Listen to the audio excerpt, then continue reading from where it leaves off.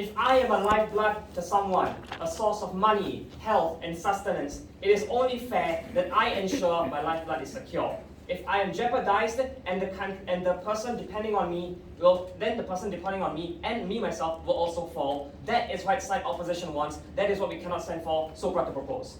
Let's begin with some quick framing and important framing for the House today. So look at these businesses. Look at the businesses that are talked about in the motion. These businesses look like your MNCs, your large business conglomerates, as well as your SMEs, your small medium enterprises, which are responsible for a significant portion of government revenue through things like taxes and through things like land taxes, etc. So these taxes are used to build roads and infrastructure, such as your schools and hospitals, that everyone in the country depends on.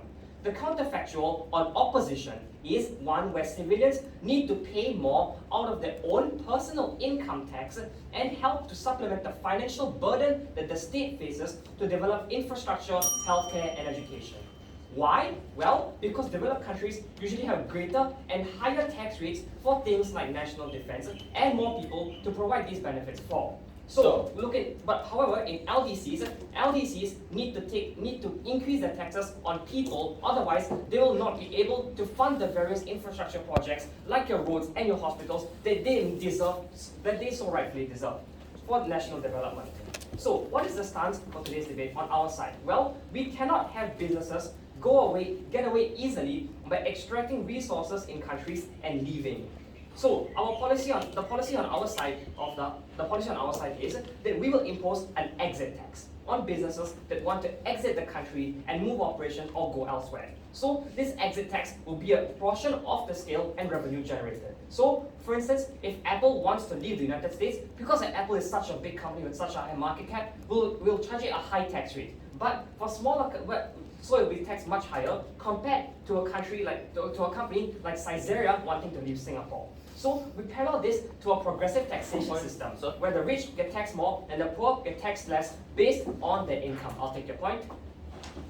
Insofar the company has created a net positive externality on the country's economy and welfare, why should they be required to pay for this when they choose to go elsewhere?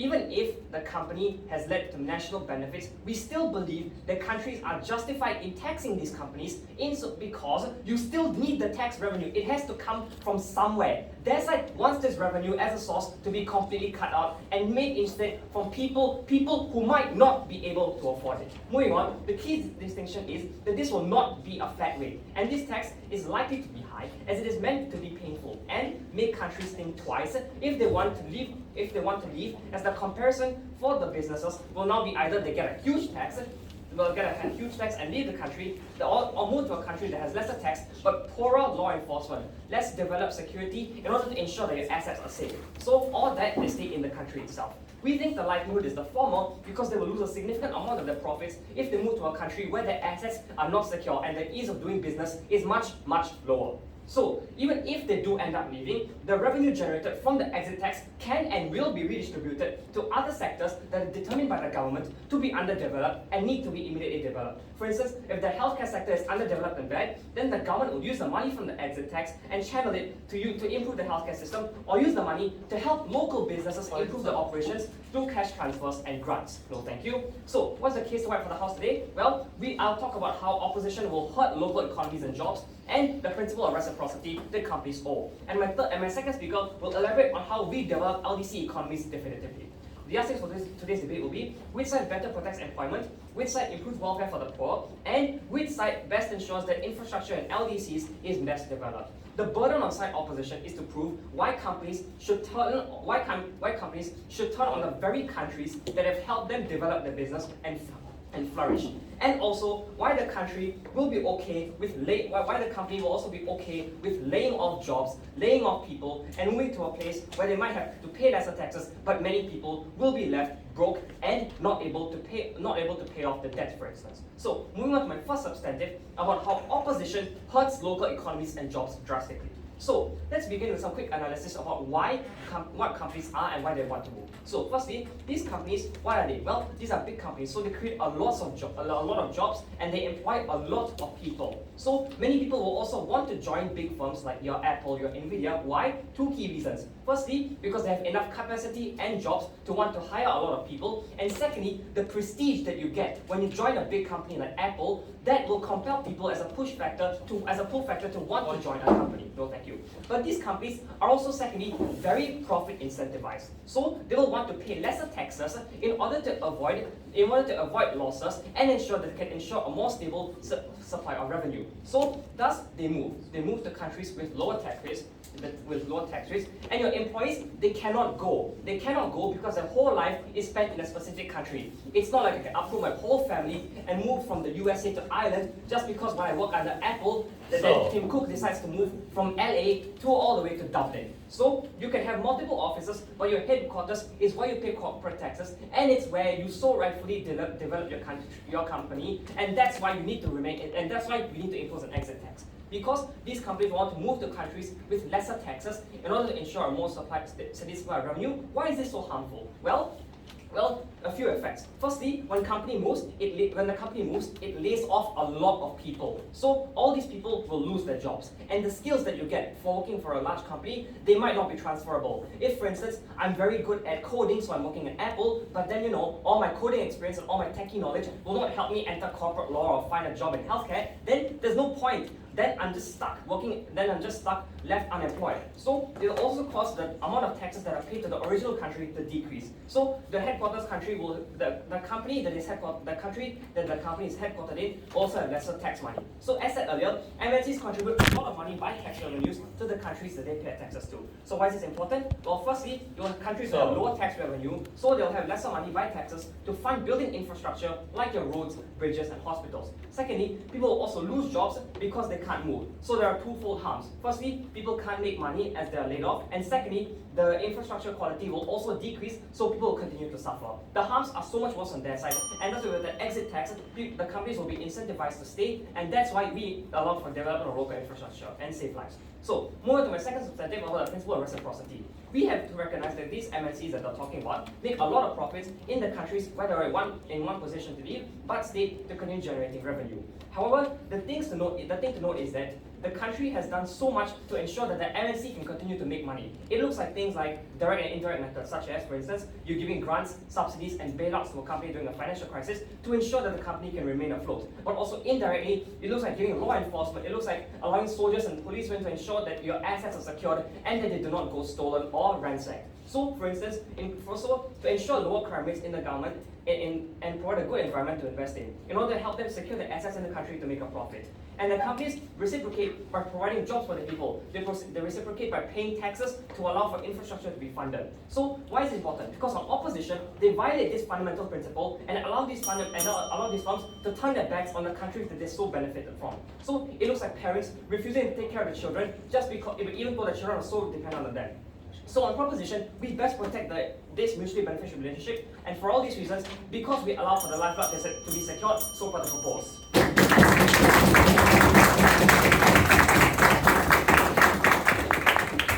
speaker spoke for 8 minutes and 17 seconds. I Thanks, Speaker, for the speech. May I now call upon the first speaker of the opposition to give this speech.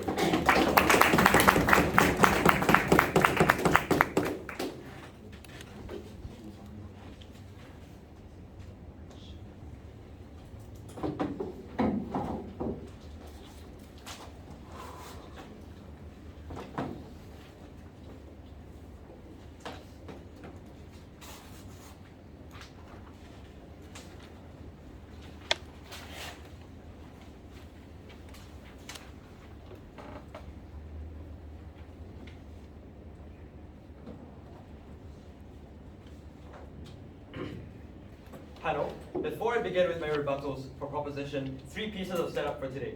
Firstly, note that this change where companies exit the country is one that is going to occur slowly. The reason why this is the case is because often there's a lot of work to be done for these companies to do. You have to evaluate the situation on the ground. This is not something that's going to happen overnight. What this means is that the outflow of jobs is going to be very slow. Secondly, there's going to be capital inflow when these companies leave. That is to say, when there's unemployment generated in the short term, other companies are going to recognize that there is jobs, that there's a lack of jobs in the area, in the country or city. They'll come in, they provide jobs to these workers on our side of the house still. Thirdly, this debate is mainly about tertiary industries, about MNCs and SMEs that they acknowledge. 3 points from opposition today. Firstly, on how this is principally unjust. Secondly, on how this harms LDCs. Thirdly, my second speaker will be telling you about how we benefit DCs. So what do they tell us on their side? They tell us that they hurt the local economy. Well, what they fail to recognize is that when people are laid off, it's not the case that they're just never going to be able to find a job anymore. Like other companies are going to take advantage of the economy. They're going to come in. If you're a coder that is like out of a job, another coding company will recognize, oh, there's a lot of coders with no jobs. They'll come in. These people still have jobs. Anyway, these skilled labor, they have a lot of capital. They're not that vulnerable, and they are able to sustain themselves even in the short term. The second thing they tell us is that there's a principle of reciprocity. And I'll deal with this in my first substantive. I'll tell you why this is principally unjust. So note that the premise here is that taxes are done for benefit. So when you pay income tax, it's because the state provides you with welfare. We see that in LDCs, often these countries don't provide enough support to these SMEs because there's a lack of economic structure, because of corruption, because of all these things that makes it very difficult to do business in the country. So it's hard to start a business. These companies, therefore, are taking a massive risk by entering this market in the first place, in the hopes of achieving success, and in the process, they're uplifting the local economy. So note that these companies have already fulfilled their burden because they are repaying the LDC or city their tax grants or whatever by creating jobs, by uplifting the local economy, by creating GDP growth. Furthermore, these SMEs and MNCs upskill the local population. It allows them to advance up the skill ladder to enter industries like coding, like law. Thirdly, these countries have played very little roles in the success of these companies. Insofar as they want to talk about natural resources of the country, these companies, the only reason why these companies are able to succeed on these natural resources is because of their own planning, because they have been competent. It is their own companies that have done a good job. It is not about the country helping them. Second substantive, on how this is extremely bad for countries' economy, especially in LDCs, and this is probably economic suicide for them. They fall into sunk cost fallacy. What they tell us is that insofar as the company is already there, they should stay there because they have a burden to fulfill to the people. We tell you that companies don't have a burden they don't have a responsibility to the people. It's the state that does so. And so the point here is on which side the state is better able to help the people. I'll prove this to you in my substantive.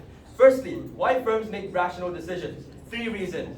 Firstly, there's going to be very high capital movement when companies move, i.e. it's difficult to move. They're going to consider the long-term impact of the actions. Secondly, firms that are able to move overseas are often the most successful ones. This means that they have good institutions in place, they have good management, and that is why they're probably going to make rational decisions as to where to move and why they should move and why that benefits the country in the long term.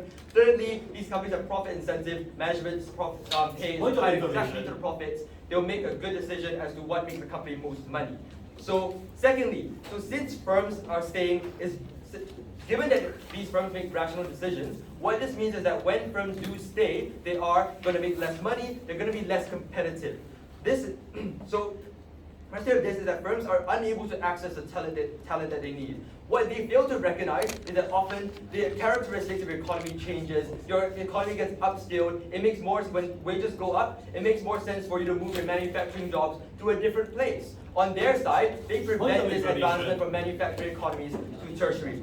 Note that the tipping point for these large firms to actually stop from moving overseas is that they're going to have to implement an extremely large fine. Because these firms make rational decisions, they're going to be able to recognize that when they move overseas, they're going to generate billions of dollars in revenue. So for their side to actually stop these companies from going overseas, this fine is going to be massive to outweigh these long-term impacts for the companies.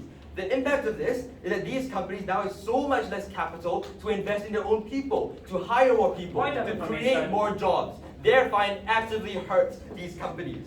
Other firms, comparatively, other firms in other countries that are able to have flexibility, have much better resources, they are able to access much better talent pools, they're able to leverage on the local economy, and that makes them more competitive. In the long term, these firms being less competitive makes the local economy less competitive. In countries and cities that implement this, all of these firms are going to end up being uncompetitive relative to other countries where companies are free to move. Two impacts. Firstly, this prevents additional local growth because you're unable to upskill. Maybe there's a lack of local demand, and that's why you want to move overseas. Insofar as you're being forced to stay here, that means you're unable to increase your output in order to meet demand. Secondly, firms are going to die out because they're just unable to compete with other firms. We see that when local firms are uncompetitive, that means that they're going to have to charge higher prices. What the countries are going to do is then import other countries and other workers. This harms the local economy. Thirdly, these companies are going to be less profitable. This directly channels down to people because they're going to pay the employees less. What I've proven to you is that when firms move overseas, there's less money. There's more money for them, and that channels down to employees. So yes.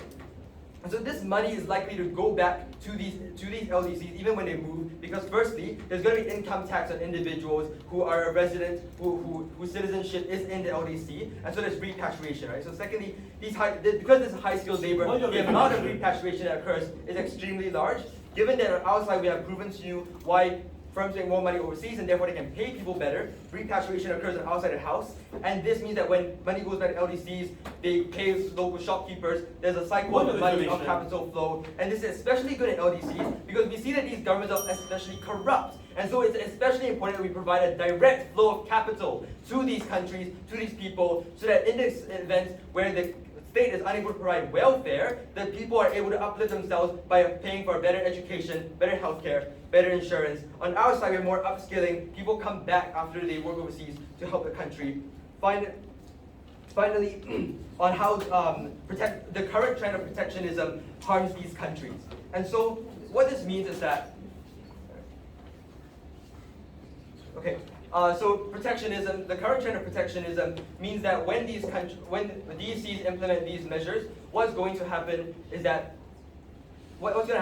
they prevent manufacturing firms from moving back to LDCs. This makes these DCs especially uncompetitive. What's actually going to happen is that firms are going to be forced to import, and this makes LDCs significantly less competitive. On our side, on their side of the house, they lose out on jobs, they reduce employment opportunities, we provide direct flow of capital, and we uplift these people. For all these reasons, oppose.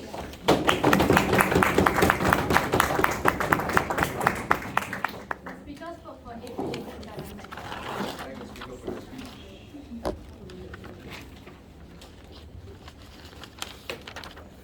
And now call upon the second speaker of the proposition to give their speech.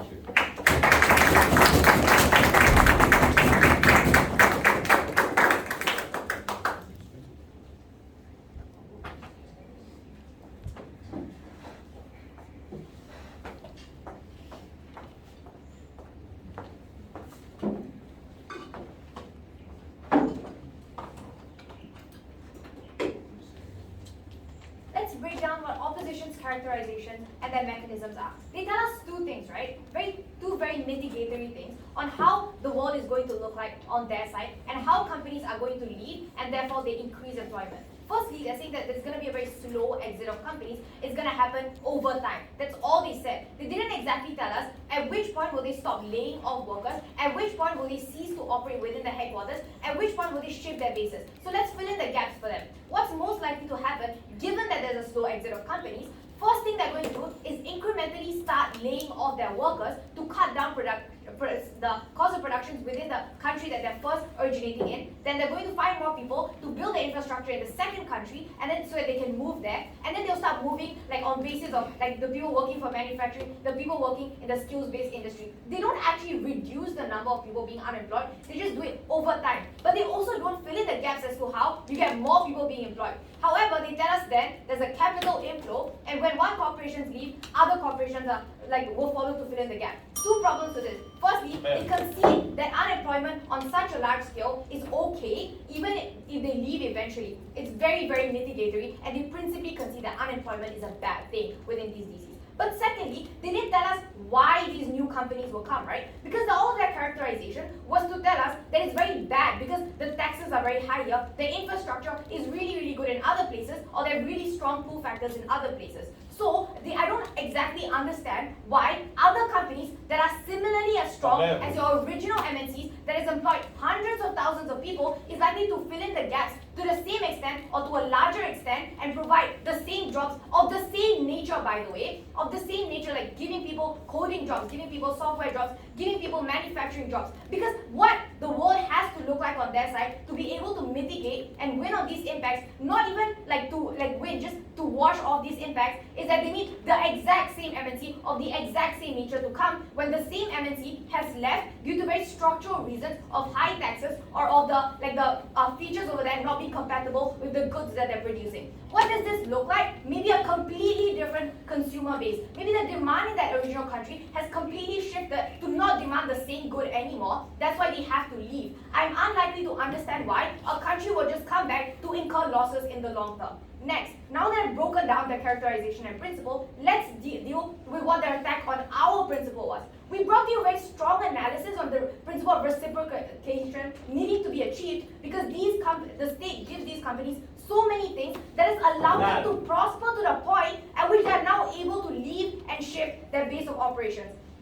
They told us that it's okay because companies give jobs to people and everything, so it's enough. The problem with this, they're not giving jobs to people anymore. In fact, they're taking away jobs and they consider that they will do that. They lose on that first front. But secondly, they come up here, they try to mitigate this by giving us an opposing principle. No thank you. If I work hard enough, I shouldn't pay for things. I shouldn't pay for things if I'm a hard worker within a company. Very bad precedent that this sets. What does the state do that it gives people welfare even if they're not implicitly or inherently deserving of it? This looks like things like progressive taxes. This looks like things like state subsidies and welfare checks to the poor, to the disabled, to the mentally ill, not because they're deserving of it, but because the state should do so. That is what the companies, the state also does for these companies. So the principle of people working hard enough, therefore you shouldn't be entitled to something, is not actually working here because the state has to redistribute all of the assets to help the poorest of the poor. It's also not enough, this response, to deal with the long-term impacts that we've given you on our side.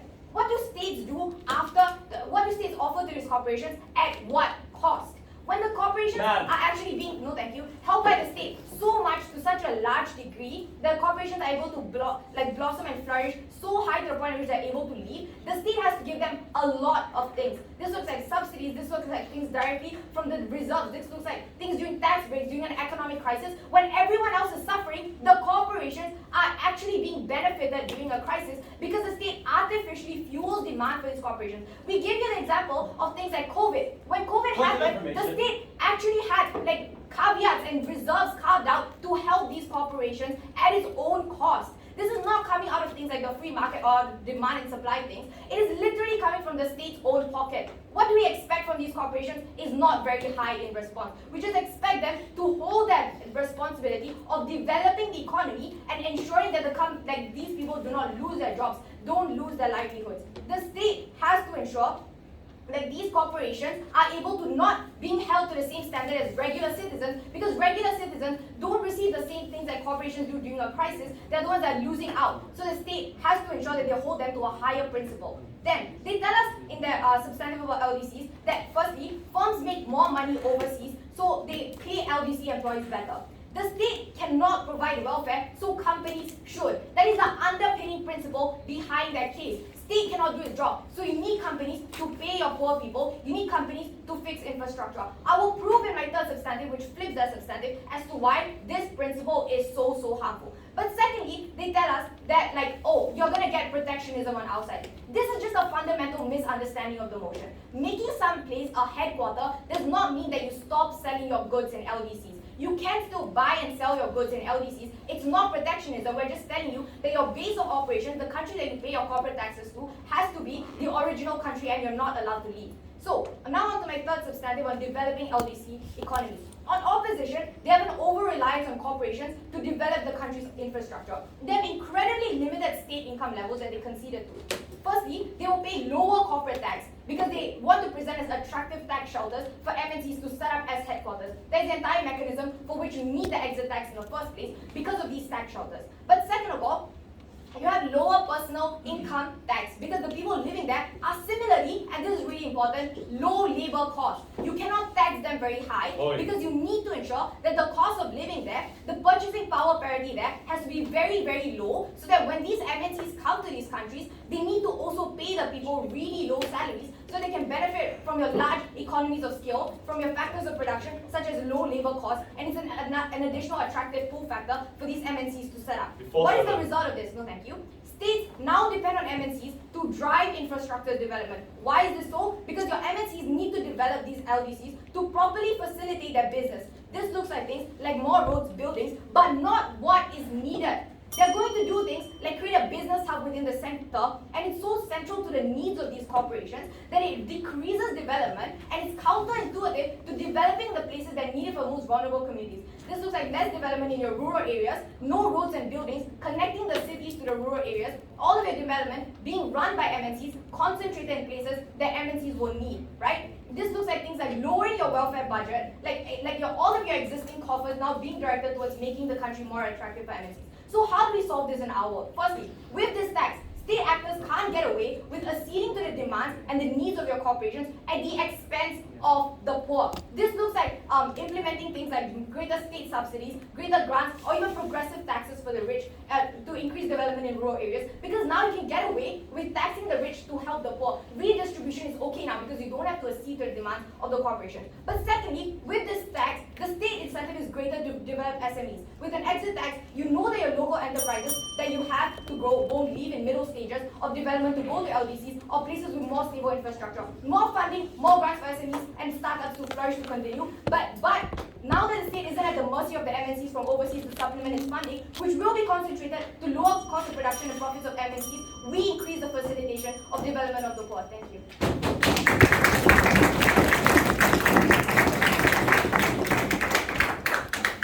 Just spoke for 8 minutes and 21 seconds. Thank the speaker for their speech.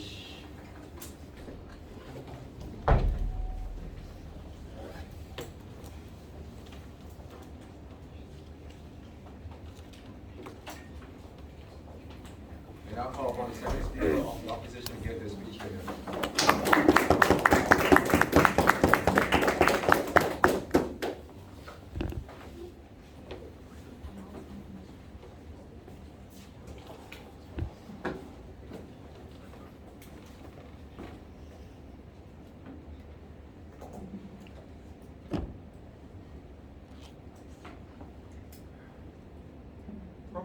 Proposition makes two pushes on two fronts. First, they make a push on principle. Second, they make a push on impact. I'm going to tell you why both of these pushes don't really stand in the end of the day. I'm also going to bring up some new material which helps to derive a bit of what my first speaker has said. So I'm going to go into rebuttal first. So they tell me that companies don't understand reciprocity. So I'm going to just say that reciprocity means like you scratch my back, I scratch your back, right? But like when companies move overseas, right? Don't they stop asking for the state from that country they move to stop helping them? Like, why should they continue to help the state when they move overseas and they don't ask anything in return? Secondly, right, at least, right, the whole premise of reciprocity is the idea that a state does in fact benefit like the company. But they tell us like they want to set this in like LDCs where there's corruption, lack of security, whatnot. So I'm asking, right, if you're going to base your reciprocity, right, does it mean I also don't owe the state for the fact that I'm successful, despite the fact of the lack of security, the lack of economic benefits, the lack of all of this kind of thing? I think logically, right, it's unsound. And I think logically, right, it's just kind of unsound. And like even in the case, right, that there is some reciprocity, and this is their best case, right? Well, why is it that wealth tax, citizen tax on the corporate leadership whose citizenship belongs to that country not enough? Well, they don't tell us that. Well, so that's all I'm really going to say. Next, they tell us that like impacts, right? That these impacts, right, are going to be very big. And they tell us that companies are like very good at doing stuff. Okay, yeah, sure, whatever. But the thing is, right, every single one of these impacts are premised on the fact they prove the possibility of it of benefit. They don't prove the probability of it having. Here's what I'm going to do. We need to answer why it's not probable that these companies will succeed in these countries that if they stay. We need to ask ourselves, why is the LDC even moving in the first place? They tell us it's demand efficient, whatever. I'm going to accept that. The answer to the question, right, is that We think, right, that the answer, and we also think we're going to ask another question. That simply is the fact that why would companies even want to implement this kind of thing as well? We tell you, right, that the answer is a rising trend of protectionism in our world. A lot of times, right, this is fueled by the fact that like just workers in sunset industries don't understand that the world is evolving, don't understand that industries are changing, and they don't understand why they're losing jobs. They blame, then they elect politicians who give them the answers, say, oh, we're going to keep the jobs there. This doesn't really solve the fact that the fact that like a lot of the jobs, a lot of the industries are just irrelevant. So you keep the company here instead of letting them move to a place where like their expertise is actually useful, where there is competitive advantage in what they manufacture. Point of then information. we don't see what's the point because they don't prove they don't prove anything. So the significance, right, is just that companies are likely to be ineffective on their side even if they remain, and it's just that they need to prove that like if a country is losing advantage, is losing comparative advantage not losing comparative advantage in the first place. Now I'm going to tell to you, right, why it benefits LDCs, right? I think it's just a fact that right, that when a company starts, they're starting at a point of time such that they are taking advantage of the comparative advantage of a country. For example, right, I think India right, used to specialize in textiles, used to specialize in cheap manufacturing. These kinds of things happen. A company starts there, they specialize in textiles. India develops, say, into specializing in tech, in IT.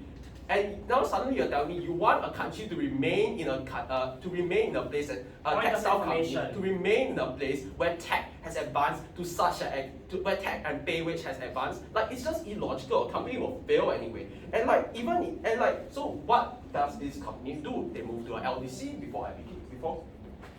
Tesla's move to Texas cost hundreds of jobs and millions of dollars in tax revenue for the state of California. Your side is condoning this. We think a lot of things cost like some stuff. We think like when a government makes choices, they also incur like loss.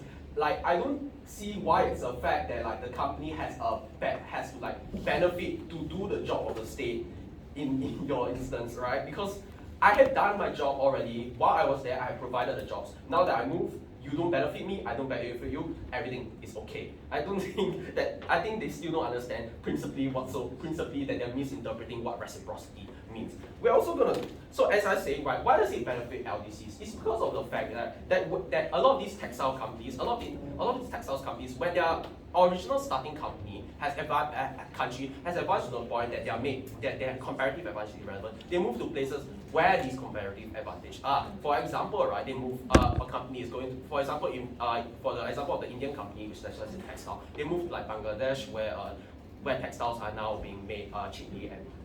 The thing is, right, this is a net good for these LDCs because what these companies do is they bring the technology over, they bring the expertise over, they bring the economies of scale over. It's just good overall for LDCs and it helps them develop faster. It helps these LDCs, right, to get jobs, to get online and just like to start being like an effective country. We think, right, that yes, these LDCs oftentimes implement like policies that are attractive to these companies, right? But the thing that companies do to benefit is they bring over their expertise, they bring over their capital, they bring over all these kinds of things. We don't think, right, they have anything on this kind of thing. No, not your pie, right? So anyway, right, secondly, right, we think that there's also the secondary benefit of establishing connections between LDCs and DCs. I think I think like that's just important. When you have business connections to people with money, right, you get to sell to people with money.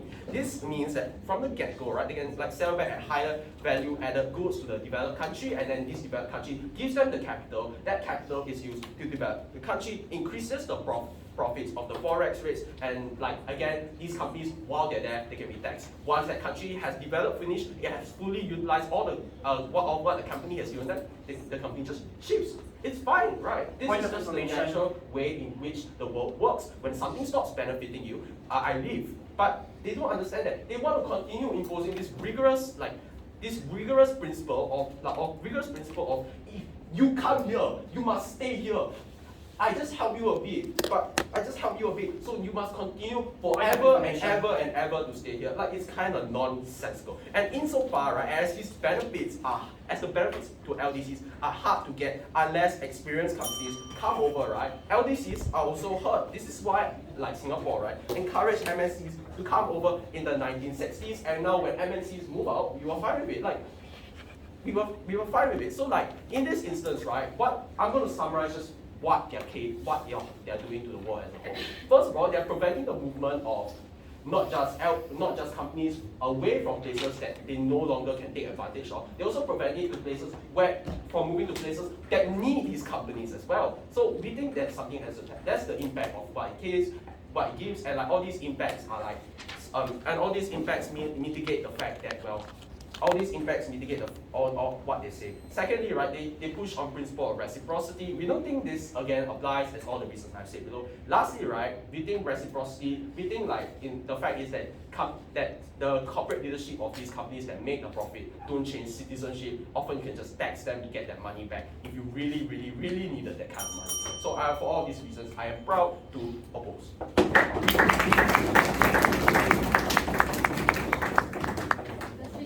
For 8 minutes and 4 seconds. Thank the speaker for their speech.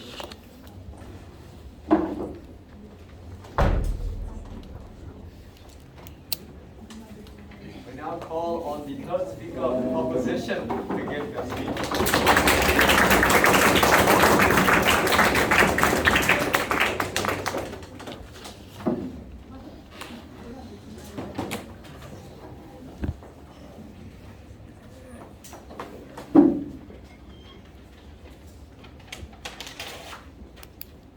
The second speaker told us, we think a lot of choices have consequences. I agree. Proposition agrees. It's just that the opposition fails to recognize that these choices look like losing hundreds of millions of dollars in investment into things like hospitals and welfare schemes that the countries would have gotten through things like taxation.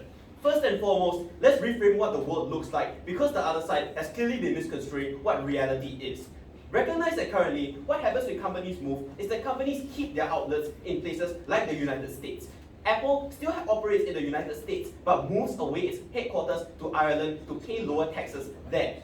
Dyson still uses British roads, still uses British factories, but moves to Singapore to open new outlets in Singapore and pay lower taxes in Singapore.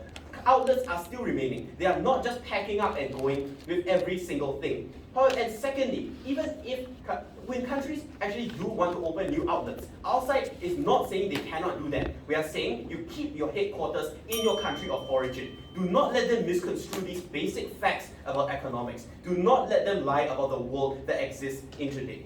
Now, let's understand their policy and further implications of it. Firstly, their principle essentially states that if you have the capability to do certain things, you should do it and you owe nothing to anybody. We have already pressed them on the fact that this means that they essentially oppose things like progressive taxation. They oppose things like helping the disabled when you yourself are perfectly able. This means that on their side, they are not willing to actually exercise any form of duty to society at all, because in society right now, the understanding we have is that if you have the capacity to help others in society, you have the means, you should do it, because there's the understanding that the other person could be you, and there's this mutual agreement that you live together and help one another in this society. Secondly, if their side really wants to maximize the autonomy of corporations, the only logical limit we can push this to are things like not forcing countries to exercise things like corporate social responsibility. It extends to things like loosening labor laws or lowering taxes, because this essentially means that because these things allow for autonomy. But we all understand that these protections are absolutely necessary to mitigate the harms of far too autonomous companies. We are not arguing today whether or not their side allows for more autonomy. We are saying that the autonomy that their side allows ultimately harms the world and only benefits these companies. I have 3 questions for today. I'll take your point. If these companies are still have a lot of agencies located within the whole country, are they still providing jobs? Okay, recognize that these companies exist on a spectrum. What we're talking about here in terms of companies that lose jobs are people still have a lot of people working in places like head offices, people like a legal team, people like a tech team that's running the large-scale operations. These people come from the local economy and are usually from these developed countries. When they move away, what we're doing is we're reducing their jobs. And for companies like Disney that do things like operate theme parks, moving them to a different place loses jobs. For factories like for production companies, no thank you, like Tesla, when they move away from places from California to Texas, their employees in California get retrenched. That is what we're saying on our side. Firstly, on the question of which side is more principally just. The deadlock in this debate has essentially been what kind of duty do they hold. On our side, we've clearly been arguing and we've told you that this is a long-term responsibility. Why? Because their side claims that, hey, we give the country jobs now, everything is over. However, this is false. On our end, we've already explained to you numerous times that things like infrastructure are long-term, is building in the long term. No, thank you. A lot of towns and cities and countries build their economies around certain sectors. These certain sectors are actually, they build them around certain sectors, so these are actually short-term, long-term investments. So because on our side, these are long-term investments, these companies have the understanding that they need to stay in the long run to fulfill their end of the agreement, which is that they have long-term infrastructure provided for them, so they should stay in the country for the long term. However, secondly, another principle that their side ignores is fundamentally the idea of whether or not we should contribute back to the community that you have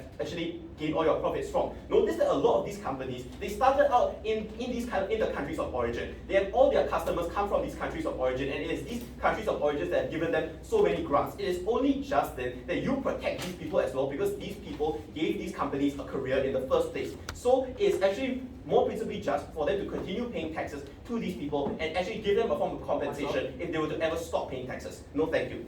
Next, moving on to the second question of which side better helps developed countries. Firstly, notice that in developed countries like America, almost 50% of expenditure on things like healthcare and infrastructure is coming from corporate taxes. If your side allows these companies to move away from these nations, what your side is saying that roads and hospitals get shut down, that people die because of potholes in the roads, or because they cannot continue to fund machines in the hospital that keep people alive.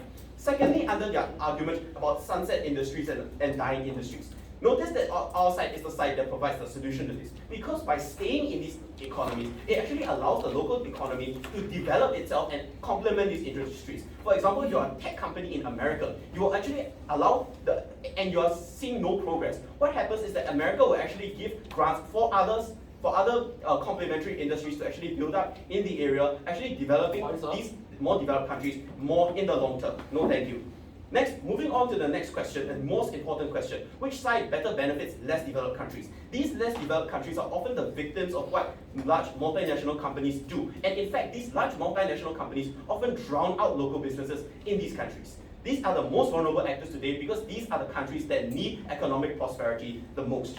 Firstly, on their side, their counterfactual essentially implies that their side wants to suppress local businesses in these less developed countries. Because these less developed countries already have very few resources to spare in the first place in terms of things like subsidies and grants. This means that more of these grants are going to large multinational companies who are already well funded in the first place. And these governments are likely to bank on these large companies more because they think that they are already established industries, allowing there are safer investment. Whereas local industries are not allowed to flourish because they are seen as not as worthy of an investment. No thank you, because they may be seen as more volatile. However, let's push them further on their counterfactual. Their world is a world in which these less developed countries are very corporate friendly. This means that they are experiencing the exact problems that we are facing in the world today. Things like a lot of natural resources being ravaged by large multinational companies like loggers in Brazil. Things like mass abuses of textile workers in countries like India and China. These are the things that their side wants to perpetrate when their side wants to be so friendly to corporations in these less developed nations. Thirdly, their side's mechanism is essentially to tax locals in these less developed countries. However, this is fundamentally contradictory on their side because the individuals in these less developed countries are often working in more menial sectors. When they work in more menial sectors, this means that their income is actually lower, meaning that their side is actually not able to claim the benefit of high taxation. And lastly, when notice that their side does not think about this in the long term. In the long term, having more developed local industries allows there to be some economic resilience in these nations. But something their side does not ignore is that many less developed countries often engage in races to the bottom, where countries continue to go and lower their taxation rates or increase subsidies to companies in favor of these companies moving to them. This leads to companies moving back and forth between less developed countries, meaning that less developed countries are extremely vulnerable to these countries coming and going, not protecting them in the long term, whereas local business does. So, because on our side, we ensure more equitable outcomes on principle basis for less developed countries and more developed countries. Proposition with today's debate.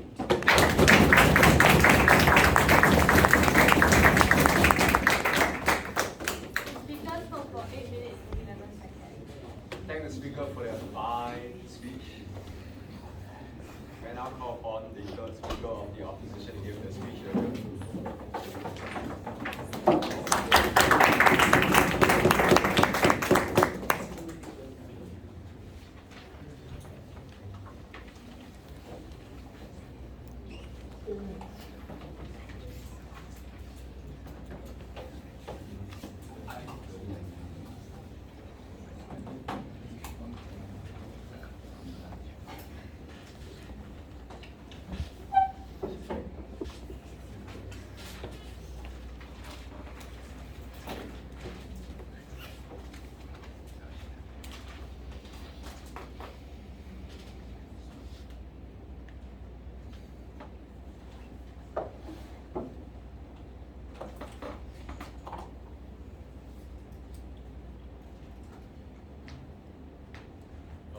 Before I begin, some judges don't like that I always stay on the table, but it's because I'm myopic, so yes, I hope you don't mind.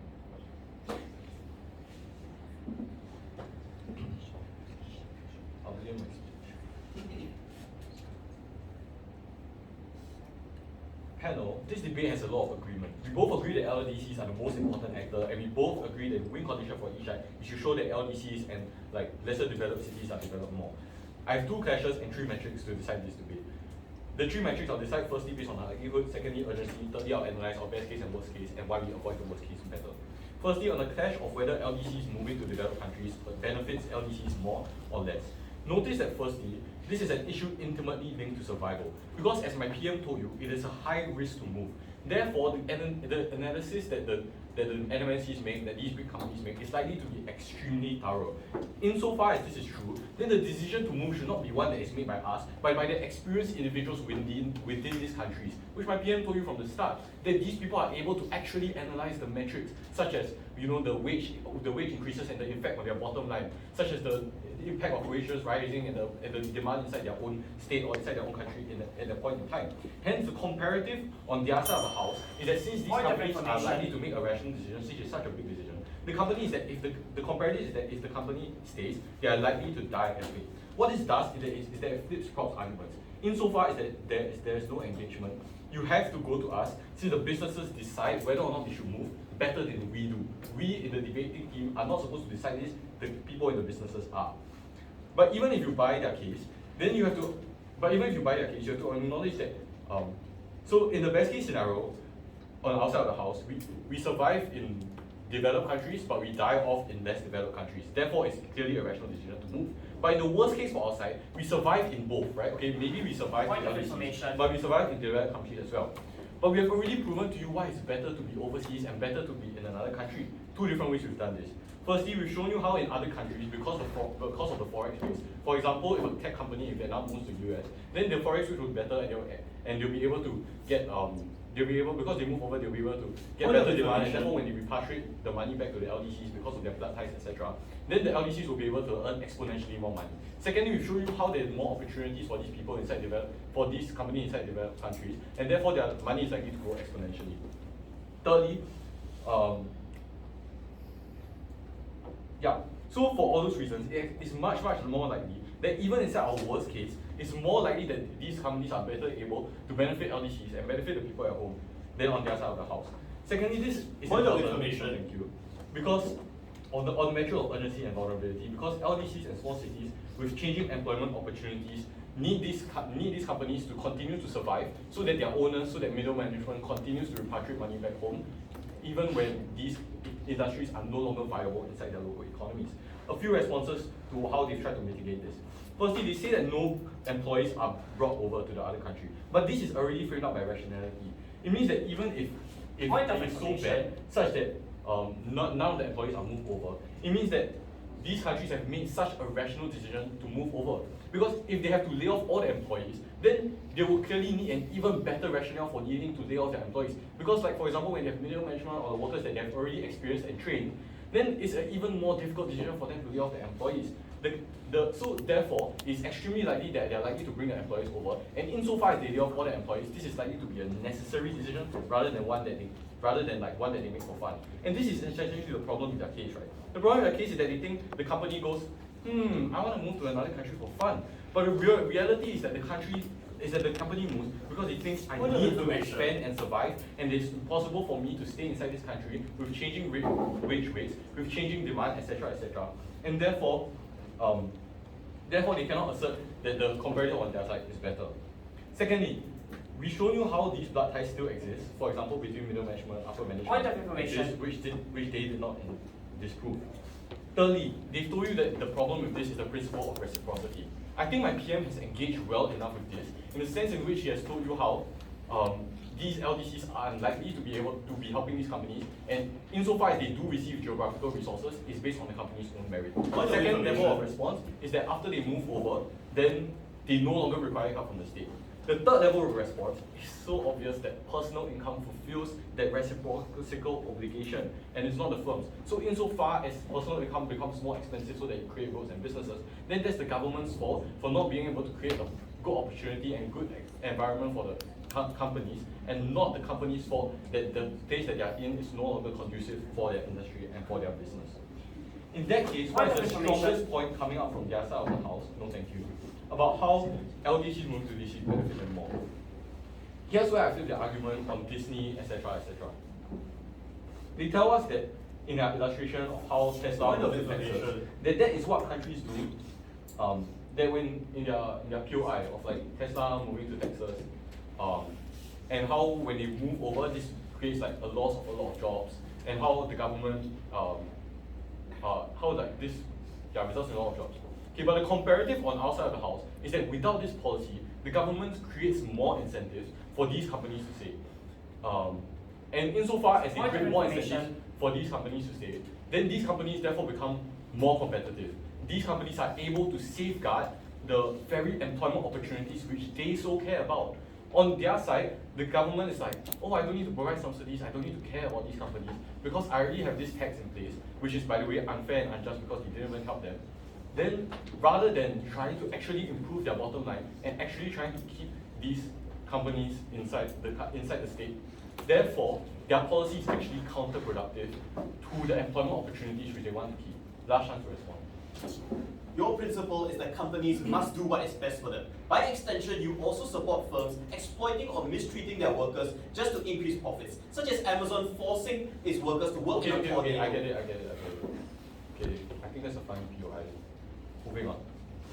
Secondly, on the second clash of whether or not DCs moving to LDCs benefit LDCs or hurt them.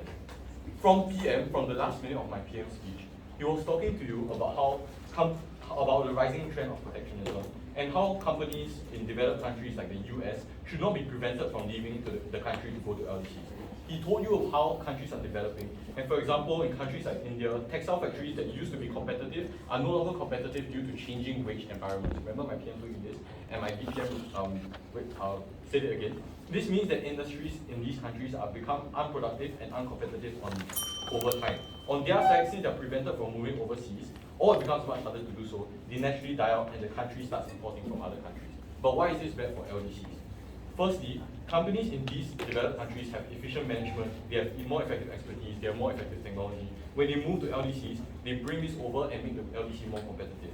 The reason why this is important is because this sets the countries up for long-term growth in different industries like manufacturing, etc. This is the reason why Singapore wanted to attract so many NMCs from Europe and from the US when they were developing in the 1960s, because they required this expertise and technology from these countries to enter into the country to enable Singapore to set up and develop in the future, right?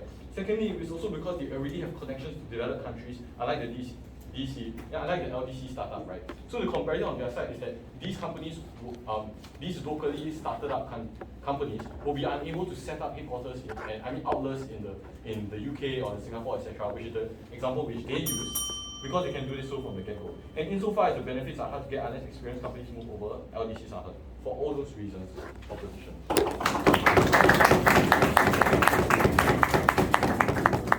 speaker spoke for 8 minutes and 30 seconds.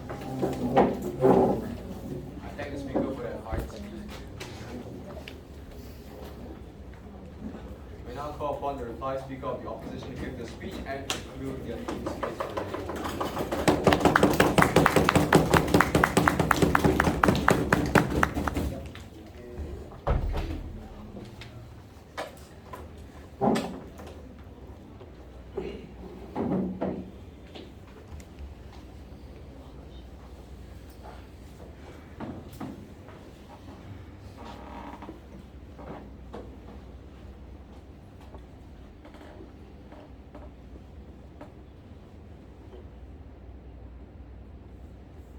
Panel, I think both sides of the House have agreed that what we're talking about today are SMEs, MNCs, and the most vulnerable actor are LDCs.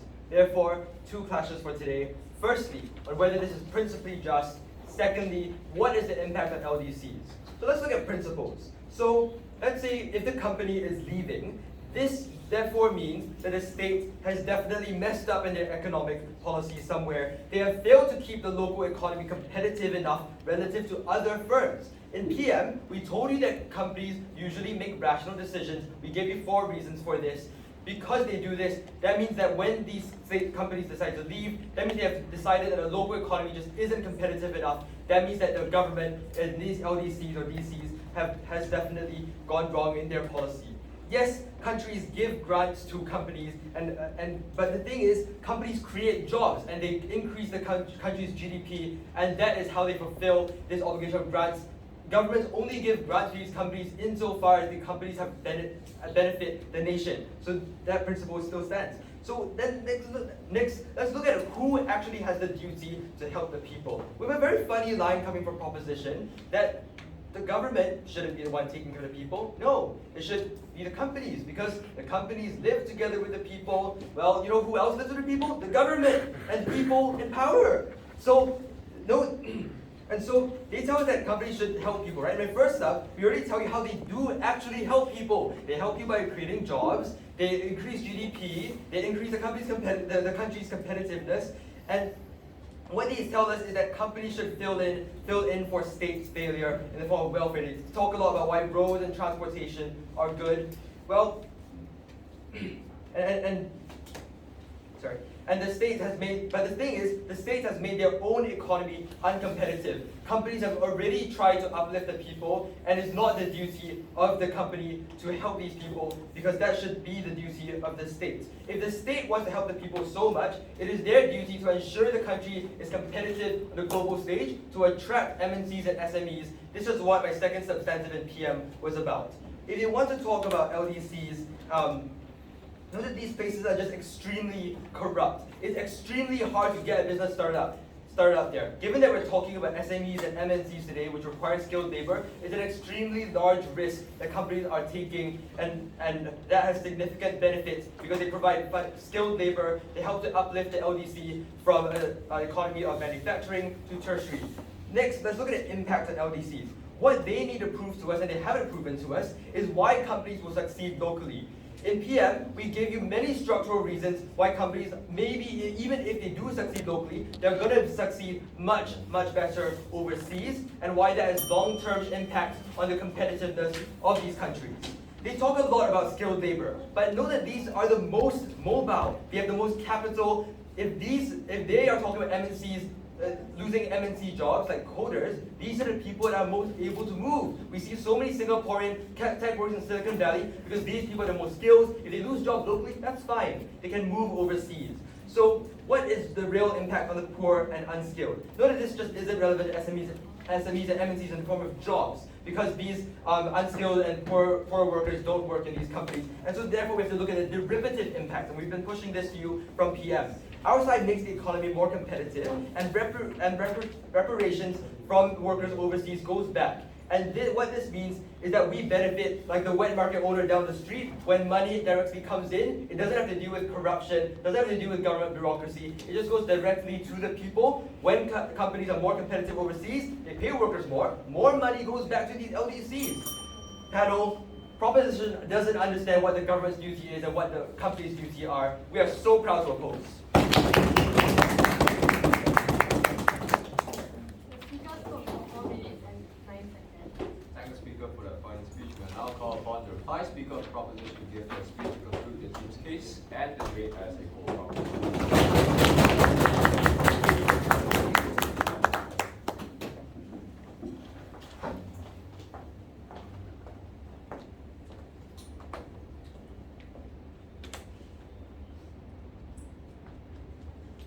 Four reasons why proposition takes this debate. Firstly, when all of their rebuttals started coming out in the reply speaker. Secondly, on principle, is our policy as a baseline justified to implement? Secondly, on benefits to LDCs, and thirdly, on benefits to DCs. Firstly, on benefits to DCs. So a lay response that we heard in that third speaker was that it's so harmful on our side because you lower employment opportunities in DCs because the state doesn't care about companies and they won't give subsidy. Over here, this very circular assertion that they gave us actually feeds into our point and also very nicely explains the reciprocity principle that you failed to understand and didn't engage with. Why? Because when you increase subsidies that are coming from the state that are needed in order for these companies to flourish and to blossom and to give back to the state, these corporations will stay and contribute and profit because the state is in a good position to continue and the economy is in a good position so these companies can profit. Therefore, it has to owe it to the state to continue to do so. That also explains why the state won't suddenly give up on your companies just because these companies have the potential to maybe leave in the future and they will stop giving subsidies because they both are very different actors. They're very, very distinct actors. The state isn't the one that's deciding where these companies are going, and the companies aren't the one that are deciding what to do with the money earned by the state in the form of corporate taxes. But secondly, the state won't stop caring about corporations, they just won't be over-reliant on them. On their side, they have a conflation of these two actors. The corporations are the ones that are dictating what to do with the state's money because all of the state's money is now dependent on these corporations. That is why they lose on LDCs. But before I move on to that, they mischaracterized our case. On our side, companies do the job of paying the corporate taxes to the state, which are super huge percentages of the state's revenue. The state then uses this revenue to enact necessary welfare policies to protect the most vulnerable in society. That is how these two actors function. So this is the distinction between both of them. When the state now has less revenue coming in the form of corporate taxes, because all of your companies are leaving, the state also has less money in order for it to enact welfare policies to help people, like build homeless shelters, like give subsidies to poor people, like help with making healthcare cheaper and more accessible to people. They lose on LDCs because of the net good that welfare policies bring and of the reduced propensity for them to do so. On principle, they tell us that when something stops benefiting you, you can leave. This was the underpinning principle behind the entire case. Firstly, let's take a look at the precedent that they set then when they applied this principle across society. When something stops benefiting you, you can leave. They fail to consider the nuance that we've given you down the bench time and time again of all of the things that the state has done to these companies to allow them to become at a position where they can then leave. We told you and they conceded that it takes a lot of resources, a lot of revenue for you to be able to pack up and leave and go to another industry and ensure they have a stable base of audience and consumers in that new country. The state is the one that is enabled for them to do so. And when it stops benefiting them, when you can just leave after taking all of the state's resources in times of economic crises, after being prioritized over your citizens, because the state trusts that in the long term, the citizens will benefit since the state is giving back to them. When you cut short this process and leave halfway without the benefits to the citizens, then you're also telling us that you don't support things like progressive taxation, like the rich giving taxes to the poor, so that now they're able to give back to things like companies when they are in a financially able position. That is a harmful precedent that they set. But on LDCs, the harms of opposition are principally an over-reliance on corporation reduces the responsibility of the state to develop. At the same time, they concede that states should be company-centric. Because if they aren't, right, your MNCs will just go to another LDC with an equally low tax shelter that are equally as accommodating to these LDCs. The only way that these LDCs are able to differentiate themselves is by having really low taxes. It's so harmful then that they've dropped our third substantive on reducing welfare to LDCs. Because we are more people-centered policies, because we develop MNCs, and because we help the needy and the most vulnerable communities in society, we take this debate. Thank you. Alright, cool. Sorry. I think everyone for the debate invite you all to cross down and shake